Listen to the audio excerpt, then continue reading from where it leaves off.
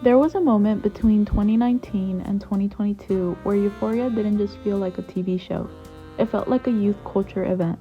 Not in the way teen dramas usually do, not like the guilty pleasure television, but like something dangerously close to a generational identity crisis unfolding in real time. The makeup trends, the lighting, the soundtrack, the core aesthetics on TikTok, suddenly every piece of internet culture looked like it had been filtered through Euphoria's neon purple lens.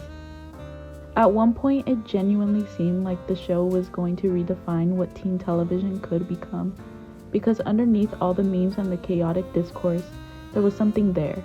A visually groundbreaking series with emotionally raw performances, experimental cinematography, and characters that felt psychologically real in a way most teen dramas never even attempt. But somewhere along the line, the show lost itself. The things that made Euphoria feel revolutionary slowly became exaggerated versions of themselves. Before Euphoria arrived in 2019, teen television was in a really weird place. A lot of it still relied on formulas that had existed in the early 2000s. Even darker teen shows often felt artificial. They treated teenage pain like plot devices instead of emotional realities. Then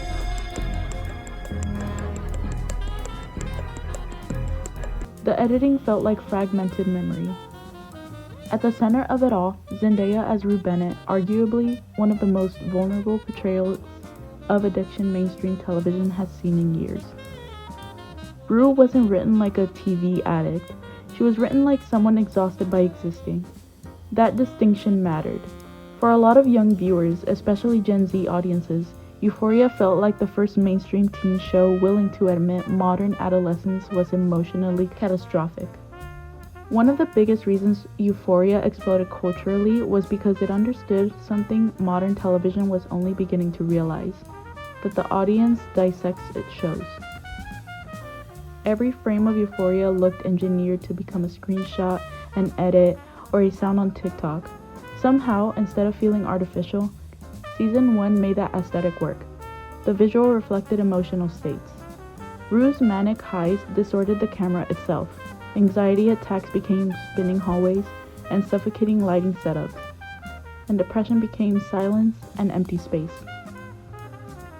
Euphoria turned emotional instability into cinematic language. Suddenly, every other show started trying to imitate it. You could see Euphoria's DNA everywhere, in music videos, fashion campaigns, and makeup styles. For a while, it looked like Euphoria was becoming for Gen Z what shows like Skins had been for millennials, a messy, controversial, hyper-stylized portrait of youth culture. Euphoria's influence became so massive that it created its own problem. The aesthetic started overpowering the substance. Rue's addiction, Jewel's loneliness, Cassie's need for validation, Maddie's performance of confidence, and Nate's violence. The characters were heightened but recognizable, and what made them compelling was that the show understood contradiction. Cassie could be emotionally vulnerable and destructive, Maddie could be manipulative and deeply hurt, and Rue could be selfish while still deserving empathy. That complexity is what people obsess over the show online. Every episode generated discourse because audiences projected themselves onto these characters. Then something shifted. Instead of developing the characters inwardly, the show increasingly treated them like symbols of chaos. By season 2, subtle emotional writing often gave way to escalation. Characters stopped evolving naturally and started orbiting around shock value. It became less like a study of adolescence and more like the idea of intensity. That's the tragedy of Euphoria. The show had already proven it could write nuanced emotional realism. It just slowly became more interested in spectacle. A huge part of Euphoria's downfall came from its relationship with online culture. Because the internet didn't just consume Euphoria, it transformed into a feedback loop. Characters became memes before their arcs even finished.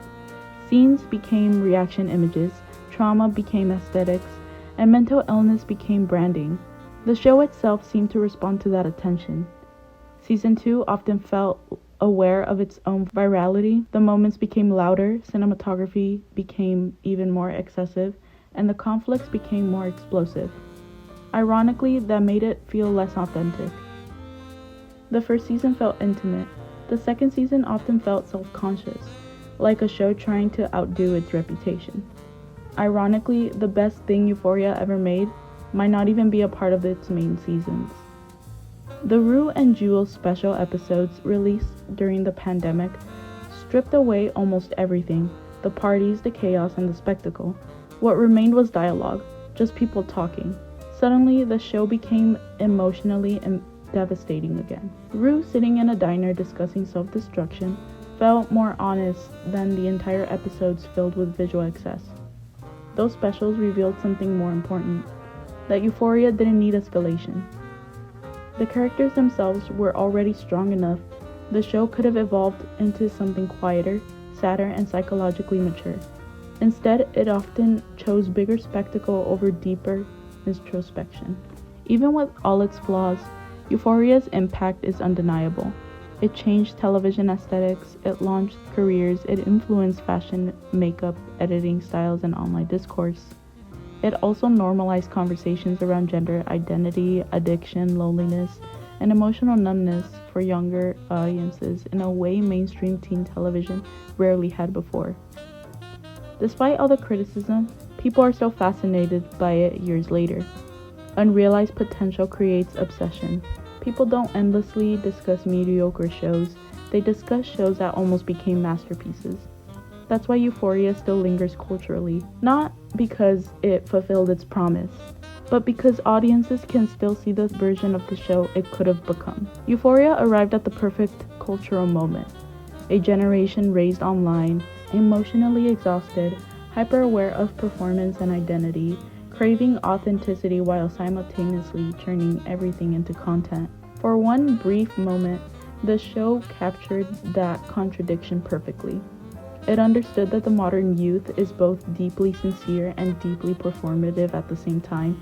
Eventually, Euphoria trapped inside the machine it originally was critiquing. The aesthetics got bigger, the discourse got louder, and the characters became almost one-dimensional. Somewhere underneath it, the show lost the emotional intimacy that made people fall in love with the show in the first place. Still, maybe that's why Euphoria remains so culturally important. It represents something larger than itself. The story of an era where television, identity, internet culture, and aesthetics all collided at once. For a while, it genuinely felt like the future.